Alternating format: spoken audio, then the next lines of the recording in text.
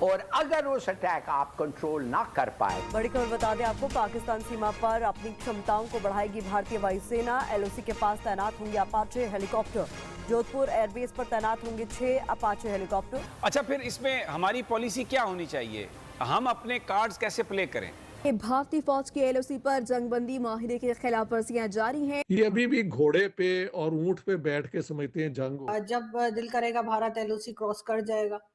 ہمارا جو international border ہے یہ اس طریقے سے تسلیم شدہ نہیں ہے جیسے باقی انٹرنیشنل بارڈرز ہوتے ہیں۔ ایک نہ صرف یہ ایک کے پی کے میں، بلوچستان کے اندر بھی حالات اسی طرح کے، اور وہ ٹی ٹی والوں کو جو وہ کیونکہ وہ سمجھتے ہیں کہ وہ پاکستان ویک ہے، آگے سے ریٹیلیٹ نہیں کرے۔ ڈیورن لائن ساری کی ساری کوئی افغان مکتبہ فکر کا آدمی اشرف غنی سے لے کے پتہ نہیں یہ آج کل کے حکمرانوں تک، طالبان سے لے کے ہر ایک جو ہے ڈیورن لائن کو وہ ایکسیپٹ نہیں کرتے۔ میرے خیال کے مطابق تو خیر ہمیشہ سے ہی پچھلے 70 سال سے انڈیا پاکستان کے درمیان اور پورے ساؤتھ ایشیا کے لیے ایک فلیش پوائنٹ کی حیثیت رکھتا ہے۔ ڈاکٹر صاحب کیسے دیکھتے ہیں آپ یہ جو نئی ڈائنامکس ڈیولپ ہو رہی ہیں؟ مطلب ہم جذبہ رکھتے ہیں، جذبہ ایمانی رکھتے ہیں، تو یہ بتائیں ٹیکنالوجی اہمیت نہیں رکھتی؟ اگر جذبے کے ساتھ ٹیکنالوجی ہو تو ہمیں اس پہ یہی سوچ کے تو ہم 70 سال میں یہاں تک پہنچ گئے ہیں، اور وہ 70 سال میں کہاں سے کہاں پہنچ۔ تو دیکھیے ملک چلنے کا ہے یا ملک بھی نہیں چلنے کا؟ کیسے چلائیں گے آپ اس ملک کو کہ جس کی اکانومی کے بارے میں کہا گیا ہے کہ اب نہیں ایسا ہوگا؟ یہ جو نئی ڈائنامکس ڈیولپ ہو رہی ہیں جس میں ویسٹ یہ سوچ رہا ہے کہ انڈیا کو ہم بہت زیادہ لیوریج دے رہے ہیں، بہت کچھ دے رہے ہیں، ریٹرن میں ہمیں کیا مل سکے گا انڈیا سے؟ چائنا کے بارے میں بات کریں تو وہ بڑا بچا کے کوڈ کی کوئی ٹریٹی نہیں سائن کرتا، رشیا کی بات کریں تو وہ کہتے ہیں جی ہم اسٹریٹجک اٹانومی کی بات کریں گے۔ نمسکار دوستو، جے ہند۔ دا بھارت ٹاک چینل میں آپ کا سواگت ہے۔ ہم آپ کو بتانے والے ہیں کہ بھارتیہ سینا جلد ہی اپنے بیڑے میں آپاچی ہیلی کاپٹر کو شامل کرنے جا رہا ہے۔ یہ پرکریا فروری اور مارچ تک پوری ہو جانے کی امید ہے۔ انہیں ہیلی کاپٹر کو پاکستان بارڈر پر جودھ پور میں تعینات کیا جائے گا۔ مانا جا رہا ہے کہ آپاچی ہیلی کاپٹر سے سینا میں بہت زبردست بڑھوتری ہوگی۔ سیما اس پار سے کسی طرح کا ناپاک کوشش پر ہیلی کاپٹر کے مدد سے انڈین آرمی ترنت ایکشن میں آئیں گے اور پاکستان گھسپیٹی کو منہ توڑ جواب ملے گا، اور اس کے ساتھ یہ آپاچی ہیلی کاپٹر نگرانی رکھیں گے جو کہ گھسپیٹ بھارت کے اندر داخل ہونے چاہ رہے ہیں ان کے اوپر۔ اور اس کو دیکھ کے پاکستان میڈیا ڈرا ہوا ہے، بول رہا ہے کہ بھارت یہ تعینات کر رہا ہے آپاچی ہیلی کاپٹر کو پاکستان کے اوپر اٹیک کرنے کے لیے۔ اس کے اوپر آپ کا کیا رائے؟ ابھی وہاں کی سیاست میں کوئی مداخلت نہیں کرتے، ان کا کوئی وہ تھریٹ نہیں دیکھے جاتے کہیں بھی دنیا میں۔ بالکل صحیح، بالکل صحیح۔ جہاں مسلمان آ جائیں تو وہ تھریٹ اپنے آپ ہی بن جاتے ہیں، کوئی دوسرا نہ بنائے وہ خود ہی اپنے آپ کو تھریٹ معاشرے کے لیے بنا دیتے ہیں۔ تو مڈل ایسٹ میں بھی جو عرب ہیں وہاں پہ بہت زیادہ انڈین کام کرتے ہیں، بالکل، تو ان کا کوئی نہیں ہوتا کہ ان کی سیاست میں کوئی حصہ لیا جائے۔ وہ اپنا کام کرتے ہیں اور اسی میں کنفائنڈ رکھتے ہیں۔ جہاں جہاں مسلمان یہ سو کالڈ امام والا چکر چل جاتا ہے، وہاں پہ نئی کنسپیریسیز پیدا ہو جاتی ہیں، نئی تھریٹس پیدا ہو جاتے ہیں۔ تو اس لیے انڈیا سوٹ کرتا ہے ساری دنیا کو کہ ان کے لوگ آ کے کام بھی کریں، ان کے ساتھ کوآپریٹ بھی کیا جائے، کیونکہ انڈیا کی کوئی ہسٹری نہیں ہے ایکسپینشنزم کی، نہ ہی ان کی کوئی آئیڈیالوجی ہے دنیا میں چھا جانے کی۔ لیکن اگر آپ دیکھیں سید ابو العلا مودودی، سید قطب آف ایجپٹ اور آیت اللہ خمینی، تینوں کی کتابیں یہ کہتی ہیں کہ دنیا کو مسلمانوں کو اللہ تعالیٰ نے ایک مینڈیٹ دیا ہے، ایک وہ یعنی رسپانسبلٹی دی ہے کہ وہ ساری دنیا میں اسلام پھیلائیں ہر طریقے سے، تاکہ ساری دنیا میں اسلام کی حاکمیت قائم ہو جائے۔ تو ویسے ان کی کیپیسٹی ہے یا نہیں ہے، یہ جو ایکسٹریمزم ہے اس کے اندر اس سوچ کا بڑا ایک حصہ ہے کہ ان جنگوں میں اللہ بھی ہمارے ساتھ لڑتا ہے۔ حالانکہ یہ سب پریکٹیکلی تو ایسے نہیں ہوتا، لیکن اس کے برعکس انڈین جہاں پہ بھی جائیں گے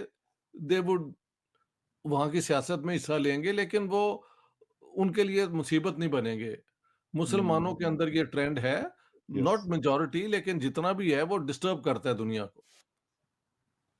बिल्कुल। अच्छा डॉक्टर साहब, एक एज ए सॉफ्ट पावर हम अगर हम देखें, हम पाकिस्तान को देखते हैं, 14 को पाकिस्तान बना, 15 को इंडिया बना, बल्कि इंडिया पहले से था, मैं कहूँगा पार्टीशन हो गई, लेकिन जी उसके बाद उन लोगों ने बड़ा एक मुश्किल वक्त भी गुजारा, पाकिस्तान ने भी यकीनन गुजारा, लेकिन पाकिस्तान ने शायद उस चीज को होल्ड नहीं किया जो पाकिस्तान कर सकता था। अनफॉर्चुनेटली हम जी जी डिक्लाइनिंग की तरफ गए और इंडिया ऊपर की तरफ गया, और अभी लास्ट 10 इयर्स में तो बहुत तेजी के साथ ऊपर की तरफ जी गया।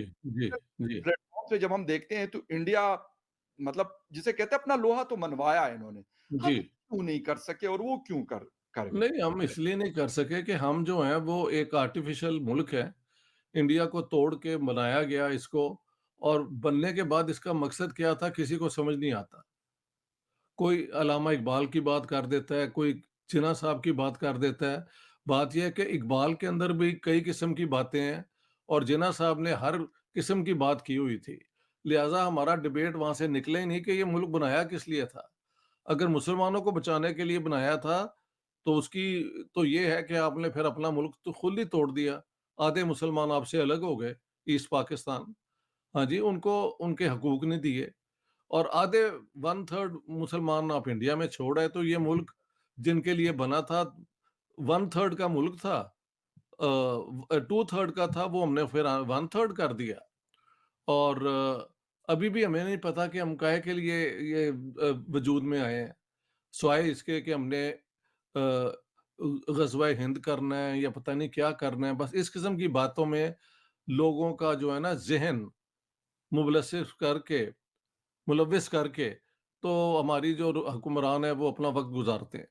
कोई पॉजिटिव काम नहीं है। देखें, 60s में पाकिस्तान को एक चांस वर्ल्ड बैंक ने कैपिटलिस्ट दुनिया ने दिया था आगे बढ़ने का। वो हमने 65 वॉर शुरू करके वो जो हमारी क्रेडिबिलिटी थी जीरो हो गई। फिर कारगिल हुआ तो तब और भी ज्यादा हो गई। फिर पठानकोट हमने कर दिया। टेररिज्म की इंडियन हवाई जहाज, एक फ्लाइट जो थी जा रही थी खटमंडू, वो इधर ले आए अपना कौन सा यार जो अफगानिस्तान का शहर नंबर 2 है, जी क्या जी, नाम है? कंधार। कंधार के billion dollars of trade between India and the US, फिर इंडिया को टेक्नोलॉजी वगैरह का, so this is a very important relationship. और ये एक छोटे से मुद्दे को लेकर ये जो खालिस्तानी इंसर्जेंसी है, आई थिंक वो जो नेगोशिएशंस जो हो रहे हैं ना बिहाइंड द सीन्स, मतलब ये G20 समिट के पहले से चल रहे हैं। तो विलियम बर्न्स जो CIA के डायरेक्टर हैं गए हुए थे, फिर डेप्यूटी नेशनल सिक्योरिटी एडवाइजर खुद ब्लिंकन। तो उन डिस्कशंस में मुझे लगता है कि थोड़ा फ्रस्ट्रेशन हो गया है यूएस को, एंड दे हैव रियलाइज कि हमने पिछले 1.5-2 साल से इंडिया के लिए जो चाहे वो हमने किया है from our perspective. Intelligence sharing की, खासतौर से अरुणाचल प्रदेश का जो एपिसोड हुआ, चाइना को लेके we have promise to give them F414 engines की टेक्नोलॉजी, प्रेडेटर ड्रोन्स जो मोस्ट एडवांस्ड ड्रोन्स है उसके भी कॉन्ट्रैक्ट्स दे रहे हैं। वी आर फैसिलिटेटिंग आईफोन का shift to India, manufacturing shift, environmental domestic India manufacturing में यूएस के इन्वेस्टमेंट्स आ रहे हैं। So the US is doing a lot for India this feel.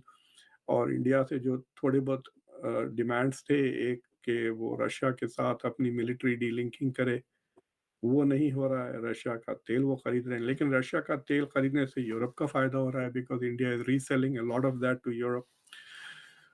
So basically एक ऐसा situation आ गया where the US is feeling a little frustrated with India and India is feeling bullied by the US because India is saying कि ये हमारी बात सुन नहीं रहे हैं। खुद के पास तो जहाँ भी टेररिस्ट है, जिसको चाहे उसको टेररिस्ट बना देते हैं और हमले कर देते हैं, और हम कह रहे हैं इतने सालों से कि भाई आपके पास खालिस्तानी पल रहे हैं, हमारी एम्बेसीज पे हमला कर रहे हैं, हमारे कॉन्सुलेट्स को जलाने की कोशिश कर रहे हैं। पिछले महीने 2 हिंदू टेम्पल्स पे हमले हो गए खालिस्तानियों के यहाँ पर यूएस में, ये सारा एपिसोड्स होने के बावजूद। So the India is also getting frustrated with the US के they are not paying attention to India's national security interest. तो एकदम सडनली एक ऐसा सिचुएशन आया But we don't know fully to what extent कि